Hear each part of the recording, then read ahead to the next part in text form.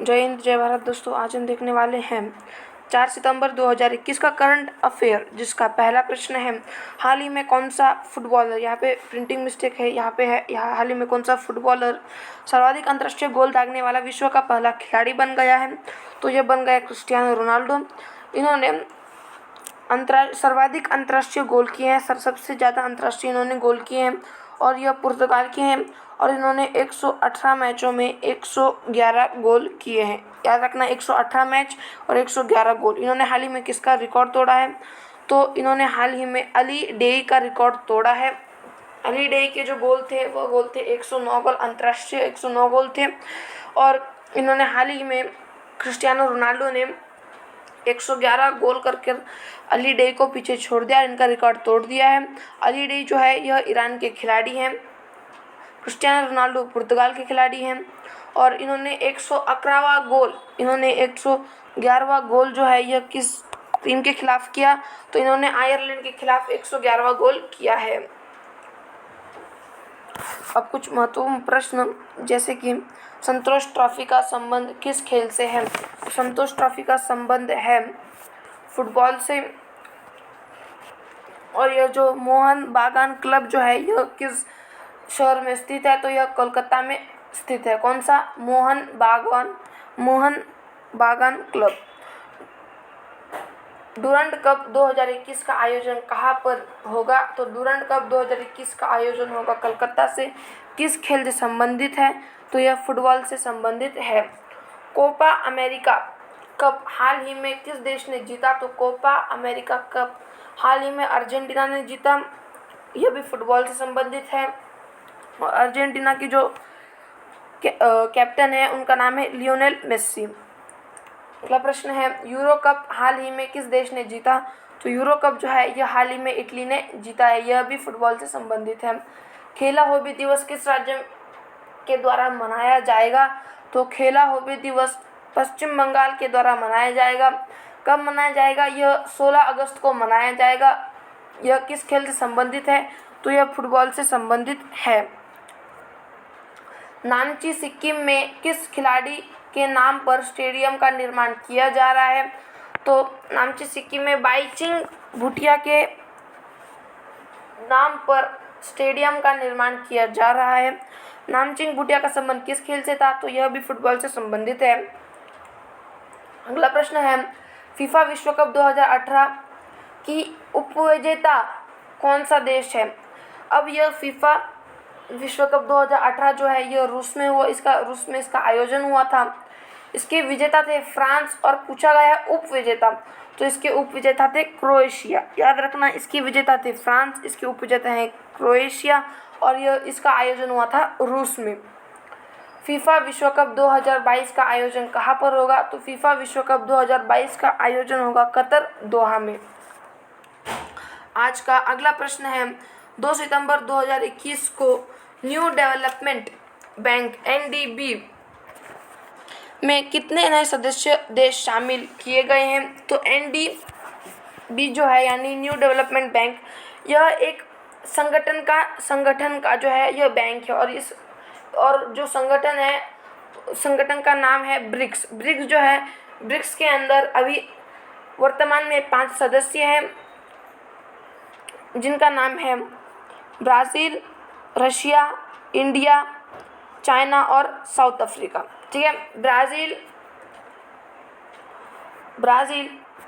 Russia, India, China और south Africa. इसको आप याद कैसे करेंगे? तो इसका याद करने का एक सिंपल सा रूल है, ब्रिक्स, BRICS।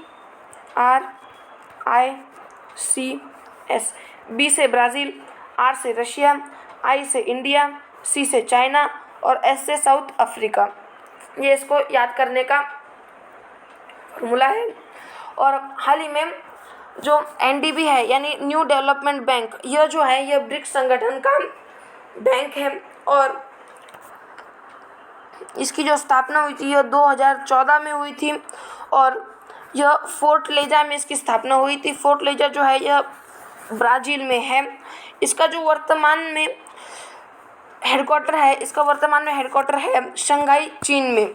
और यह प्रभावी कब से हुआ था? तो यह प्रभावी 2015 से हुआ था और जो एनडीबी है, एनडीबी के जो हाल ही में वर्तमान में जो महानिदेशक है, उन महानिदेशक का नाम है मार्कोस ट्रायोजा। ठीक है, वर्तमान में उनका महानिदेशक का नाम है मार्कोस ट्रायोजा। प्रभावी हुआ था ये 2015 से। इसकी स्थापना 2014 में फोर्ट लेजा के अंदर, जो कि ब्राज़ील में है। यह ब्रिक्स संगठन का बैंक है। इसका नाम है न्यू डेवलपमेंट बैंक एनडीबी। इसका हेडक्वार्टर है शंघाई, चीन में। और प्रश्न के अनुसार हाल ही में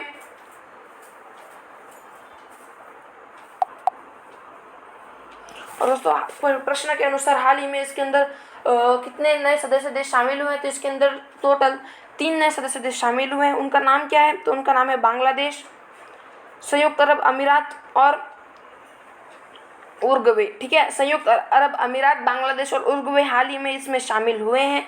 और एक प्रश्न बहुत पूछा जाता है कि ब्रिक्स की पहली बैठक कहाँ हुई थी और कब हुई थी? तो ब्रिक्स की पहली बैठक हुई थी रशिया में 2009 में। अब कुछ महत्वपूर्ण प्रश्न, जैसे कि एशियाई विकास बैंक का मुख्यालय कहाँ स्थित है? तो एशियाई मुख्यालय बैंक है, इसका जो मुख्यालय है यह मनीला, फिलीपींस में स्थित है। और अगला प्रश्न है, एशियाई विकास बैंक के उपाध्यक्ष कौन है? तो एशियाई विकास बैंक के जो उपाध्यक्ष हैं यह है अशोक लवासा। और जिसके जो अध्यक्ष है, उन अध्यक्ष का नाम है आसाकावा। और यह जो है एक जापान की बैंक है। इसका जो हेडक्वार्टर यानी इसका जो मुख्यालय है यह मनाला, फिलीपींस में है। अगला महत्वपूर्ण प्रश्न है, विश्व बैंक के वर्तमान अध्यक्ष कौन है? तो विश्व बैंक के जो वर्तमान अध्यक्ष है उनका नाम है डेविड मालपक्ष। और विश्व बैंक का जो हेडक्वार्टर है वह कहाँ पे है? तो वाशिंगटन डीसी में विश्व बैंक का हेडक्वार्टर है।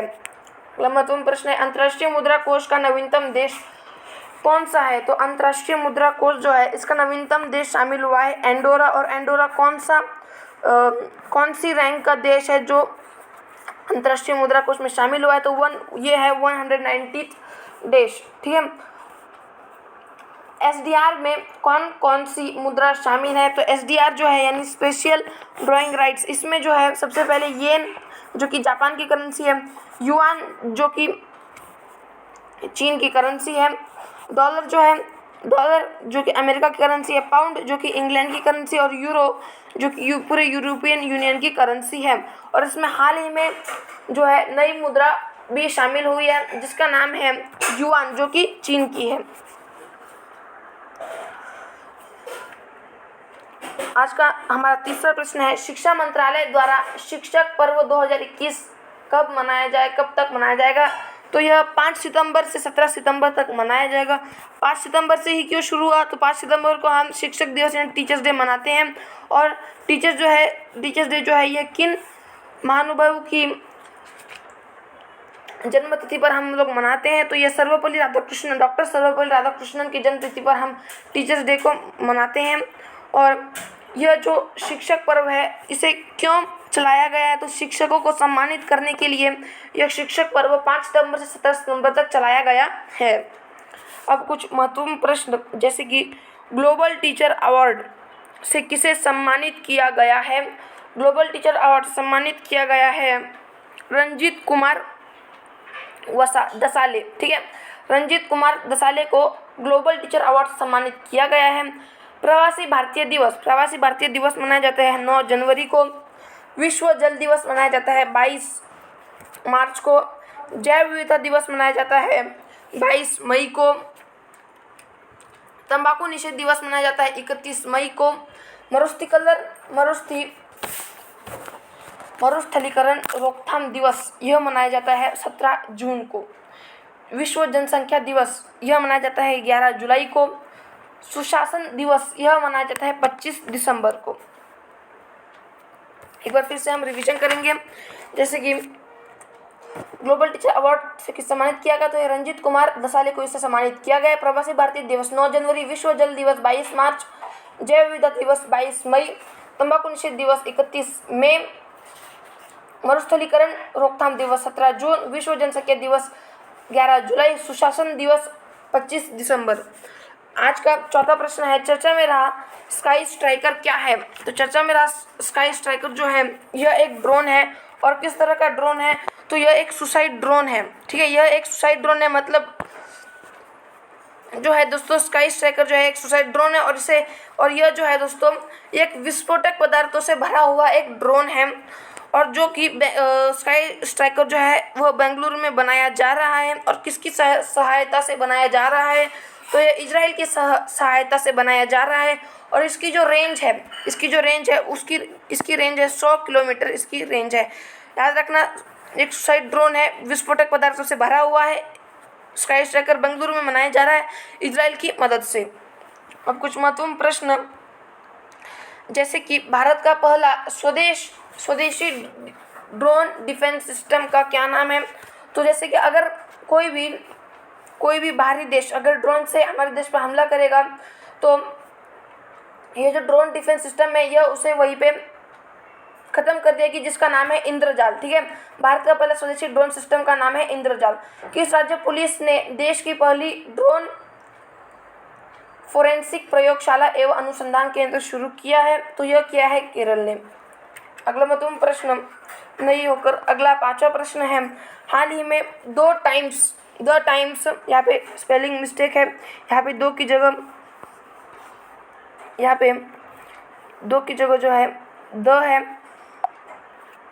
हाल ही में द टाइम्स हायर एजुकेशन द्वारा जारी वर्ल्ड यूनिवर्सिटी रैंकिंग 2022 में पहले नंबर पर कौन सी यूनिवर्सिटी है। तो सिंपल है, यह है वर्ल्ड जो द टाइम्स हायर रैंकिंग है, इसके अंदर जो वर्ल्ड यूनिवर्सिटी रैंकिंग है इसके अंदर टॉप पर है ऑक्सफोर्ड यूनिवर्सिटी जो कि यूके के है। इसका आंसर हो जाएगा ऑक्सफोर्ड यूनिवर्सिटी जो कि यूके में है। सेकंड रैंक पर है कैलिफोर्निया यूनिवर्सिटी जो कि यूएसए में है।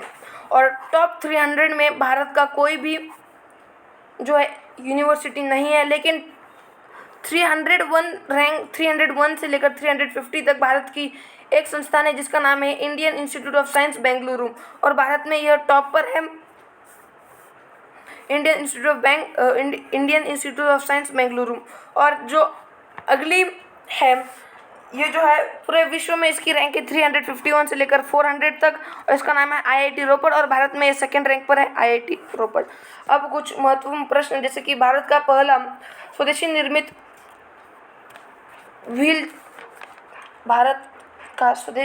व्हील चेयर वाहन, यहाँ पे मिस्टेक है, यहाँ पे 40 नहीं है। भारत का पहला स्वदेश निर्मित व्हील चेयर मोटर, यहाँ पे जो है ये मोटर व्हील यह है एक मोटर व्हील चेयर वाहन किसने विकसित किया है, तो यह विकसित किया है आईआईटी रोपड़ ने। अगला प्रश्न, भारत का पहला स्वदेशी मोटर चलित व्हील चेयर, जैसे मैंने आपको बताया वह है आईआईटी रोपड़। अगला प्रश्न है, भारत का पहला 3D प्रिंटेड घर किस संस्थान द्वारा तैयार किया गया है, तो यह तैयार किया गया है आईआईटी मद्रास के द्वारा।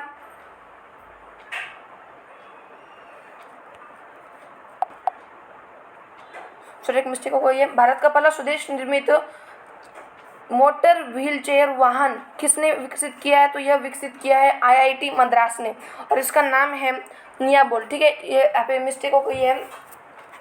भारत का पहला स्वदेशी मोटर चलित व्हील चेयर वाहन जो है यह नियोबोल्ट, इसका नाम नियोबोल्ट है और इसे आईआईटी मद्रास ने विकसित किया है।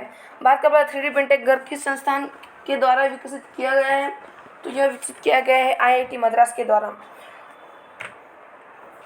अगला प्रश्न है, 6 सितंबर 2021 को किस राज्य सरकार ने ओबीसी वर्ग को सरकारी भर्तियों और परीक्षाओं में 27% आरक्षण लागू कर दिया है, तो यह पहली बात यह मध्य प्रदेश ने लागू किया है और जो कि पहले ओबीसी को पहले 14% जो है आरक्षण दिया गया था, तो इसे बदलकर 27% कर दिया गया है मध्य प्रदेश सरकार के द्वारा और ये ओबीसी के लिए है। लेकिन अभी भी ओबीसी के लिए 27% आरक्षण जो है, यह जो 3 ऐसी भर्तियां हैं जिन पर हाईकोर्ट की रोक है, जिनमें से पहला है एनईईटी पीजी जो कि मेडिकल है, पीएससी पब्लिक सर्विस कमीशन और मेडिकल अधिकारी। इन सब पर तीन भर्ती इन पे आरक्षण नहीं लगाया गया है ओबीसी के लिए और इसे हाईकोर्ट की रोक है, इस पर हाईकोर्ट की रोक है। अब कुछ महत्वपूर्ण प्रश्न, जैसे कि जल अभिषेकम अभियान किस राज्य में आरंभ किया है, तो अभिषेकम अभियान जो है यह मध्य प्रदेश में आयोजित किया गया है और क्यों किया गया है? ताकि जल संरचना का निर्माण के लिए यह जल अभिषेकम अभियान आरंभ किया गया है मध्य प्रदेश में। रीवा सोलर पार्क, ये जो दोस्तों रीवा सोलर पार्क यह मध्य प्रदेश में स्थापित किया गया है, मध्य प्रदेश में है। भारत की पहली वाटर प्लस सिटी कौन सी है? तो भारत की पहली वाटर प्लस सिटी है इंदौर। खजुराहो के मंदिर किस शैली में बने हैं? तो खजुराहो के जो मंदिर हैं यह पंचायतन शैली में बने हैं। ओंकारेश्वर बांध जो है किस नदी पर स्थित है? तो यह नर्मदा नदी पर स्थित है। यह नर्मदा नदी पर स्थित है। नर्मदा नदी के पास ही जबलपुर जो है यह शहर है और जबलपुर जिले में ही मध्य प्रदेश का जो है यह हाईकोर्ट है। अगला प्रश्न है 102वां संविधान संशोधन का संबंध है। तो 102वां जो संविधान इसका संबंध जो है यह ओबीसी वर्ग से है। और क्यों है दोस्तों? तो ओबीसी वर्ग को संवैधानिक आयोग बनाने के लिए 102वां संविधान संशोधन जो है इसका संबंध ओबीसी वर्ग से है। और यह जो है यह 102वां जो संविधान संशोधन है इसके तहत ओबीसी वर्ग जो है इसे संवैधानिक आयोग बनाने के लिए यह संविधान संशोधन है। और अगला प्रश्न है मांडू महोत्सव और निमाड़ी मिर्च महोत्सव। मांडू महोत्सव और निमाड़ी मिर्च महोत्सव जो है यह मध्य प्रदेश में आयोजित किया जाता है, मनाया जाता है। अर्थ हीरोज अवार्ड किस टाइगर रिजर्व को दिया गया? तो अर्थ हीरोज अवार्ड जो है यह सतपुड़ा टाइगर रिजर्व को दिया गया है। हमारा आज का 7वां प्रश्न है 2 अगस्त 2021 को 4 देशों ने सेंट्रल बैंक डिजिटल करेंसी योजना शुरू की गई। देशों के द्वारा सेंट्रल बैंक डिजिटल करेंसी योजना शुरू की गई। निम्नलिखित में से कौन सा एक देश शामिल नहीं है? तो इनमें स्पेन शामिल नहीं है। और यह जो है इनमें ये 4 देश सेंट्रल बैंक डिजिटल करेंसी जो है यह 4 देशों के द्वारा शुरू की गई है, जिनमें पहला देश है ऑस्ट्रेलिया, दूसरा देश है सिंगापुर, तीसरा देश है मलेशिया और चौथा देश है साउथ अफ्रीका। फिर से याद बताता हूँ, ऑस्ट्रेलिया, सिंगापुर, मलेशिया और साउथ अफ्रीका इन चार देशों ने मिलकर सेंट्रल बैंक डिजिटल करेंसी शुरू की है। और क्यों शुरू की है? ताकि सीमा पार जो व्यापार है वह आसान हो सके और सिंपल हो सके और इलेक्ट्रॉनिक और डिजिटल कूपन जारी किए जाए। इनके द्वारा जो सीमा पार जो व्यापार है यह आसान किया जाएगा। अब कुछ महत्वपूर्ण प्रश्न जैसे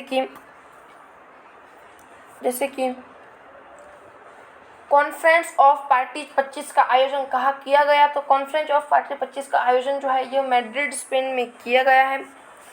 क्यों किया गया है? तो इसकी थीम जलवायु परिवर्तन के लिए यह कॉन्फ्रेंस ऑफ पार्टी 25 आयोजन किया गया है। और अगर आपसे पूछा जाए COP यानी कॉन्फ्रेंस ऑफ पार्टीज 13 का आयोजन कहाँ किया गया था? तो ये गांधीनगर गुजरात में किया गया था। क्यों किया गया था? ताकि प्रवासी पक्षियों के संदर्भ में किया गया था। और इसके शुभंकर थे ग्रेट इंडियन बस्टर। अब अगला महत्वपूर्ण प्रश्न है किस देश ने बिटकॉइन को लीगल करेंसी घोषित किया है? तो बिटकॉइन को लीगल करेंसी घोषित की है अल सल्वाडोर ने। अगला महत्वपूर्ण प्रश्न है साउथ अफ्रीका व ऑस्ट्रेलिया में घास के मैदान को क्या कहते हैं? तो साउथ अफ्रीका में इसे वेल्स कहते हैं और ऑस्ट्रेलिया में इसे डाउन्स कहते हैं। मालाबार युद्धाभ्यास में कौन सा देश शामिल है? तो मालाबार युद्धाभ्यास जो है यह 4 देशों के बीच में होता है, जिनमें पहला है भारत, दूसरा है जापान, तीसरा है अमेरिका और चौथा है ऑस्ट्रेलिया। हमारा आज का 8वां प्रश्न है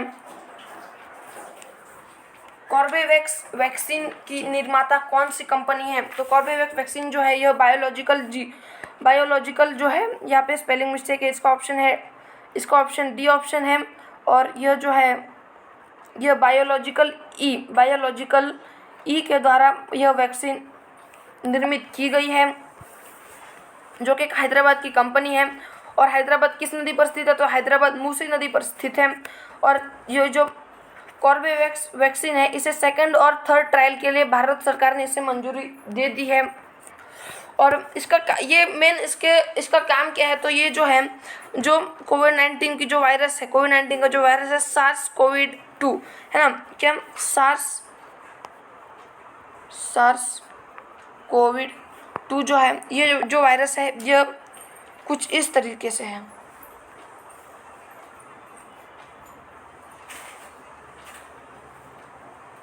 तो यहाँ पे जो होता है वायरस के जो यहाँ ये जो पार्ट है वायरस का, यहाँ पे आकर ये जो वायरस का पार्ट है ये हमारे बॉडी को दोस्तों अटैच हो जाता है। तो ये जो कोर्बेवैक्स वैक्सीन है ये क्या काम करता है, तो ये जो जिस पे ये अटैच होता है ना दोस्तों, इसको पूरी तरह से बांध देता है ताकि ये जो है वायरस जो है ये हमारे शरीर से अटैच ना हो। यह इसका एक मेन स्रोत है।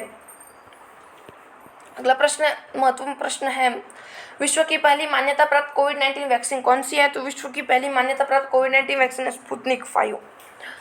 स्पुतनिक लाइट किस देश की सिंगल डोज वैक्सीन है? तो स्पुतनिक 5 जो है यह रूस की सिंगल डोज वैक्सीन है। कोवैक्स पहल में शामिल होने वाला पहला राज्य कौन सा है? कोवैक्स पहल में शामिल होने वाला पहला राज्य है पंजाब। विश्व की पहली डीएनए वैक्सीन कौन सी है? विश्व की पहली डीएनए वैक्सीन है ज़ाइकोविड डी। हमारा आज का अंतिम प्रश्न है, हमारा आज का 9वां प्रश्न है, डिफेंस एक्सपो 2022 का आयोजन कहाँ किया जाएगा? तो डिफेंस एक्सपो 2022 का आयोजन जो है ये गांधीनगर गुजरात में किया जाएगा। और यह जो है ये जो डिफेंस एक्सपो 2022 है ये क्यों आयोजित किया जाएगा? तो यह रक्षा संबंधी जितने भी भारत के हथियार हैं उनके प्रदर्शन के लिए यह डिफेंस एक्सपो 2022 आयोजित किया जाएगा। ये जो है इसका 12वां संस्करण है और इसका जो 11वां संस्करण था यह कहाँ हुआ था? तो इसका 11वां संस्करण हुआ था लखनऊ में। अब कुछ महत्वपूर्ण प्रश्न जैसे कि एरो इंडिया का आयोजन कहाँ हुआ? तो एरो इंडिया का आयोजन हुआ था बेंगलुरु में। डीआरडीओ साइंटिस्ट पुरस्कार किसे प्रदान किया गया? तो डीआरडीओ साइंटिस्ट पुरस्कार जो है यह हेमंत कुमार को प्रदान किया गया। अगला महत्वपूर्ण प्रश्न है, भारत की पहली इलेक्ट्रिक सिटी कौन सी है? भारत की पहली इलेक्ट्रिक सिटी केवड़िया जो कि गुजरात में है। भारत की पहली वर्ल्ड हेरिटेज सिटी कौन सी है? भारत की पहली वर्ल्ड हेरिटेज सिटी अहमदाबाद। रानी की वाव कहाँ स्थित है? रानी की वाव जो है यह स्थित है पाटन में जो कि गुजरात में है। भारत की 40वीं वर्ल्ड हेरिटेज कौन सी है, सिटी कौन सी है? तो वह धोलावीरा है जो कि हड़प्पा सभ्यता जो है इससे संबंधित है। हमारा आज का आखिरी प्रश्न है, 3 सितंबर 2021 को पैरालंपिक में 2 पदक जीतने वाली पहली भारतीय महिला कौन बनी है? तो यह बनी है अवनी लखेरा। अवनी लखेरा जो है इन्होंने पहले अवनी लखेरा ने 10 मीटर एयर राइफल शूटिंग में जो है इन्होंने जो गोल्ड मेडल जीता है और यह भारत की पहली पैरा ओलंपिक में गोल्ड मेडल लाने वाली महिला है। और इन्होंने कल ही एक फिर से इनका मैच हुआ था जिसके अंदर इन्होंने कांस्य पदक जो कि इनका दूसरा पदक है यह दिलाया था।